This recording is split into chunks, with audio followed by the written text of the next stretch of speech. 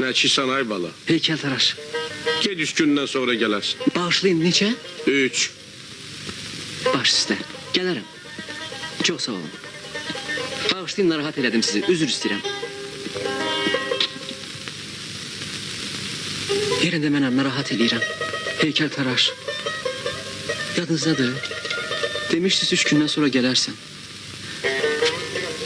Nə oldu? Gəldim də. Cavan oğlansan. Özün də heykəltaraş. Sən hər kəlməni gərək göydə tutasan. Axı mən sənə dedim 3 gündən sonra. 3. 1, 2, 3.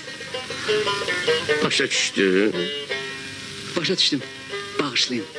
Üzr istəyirəm. İcazə olar. Gəl görün. Salam aleyküm. Nə də bu? Sizə çatacaq. Neymiş? Buyurun. Bağışlayın. Biraz ləngitdim. Üzr istəyirəm. Sağlığına işlədim. Sağ olun.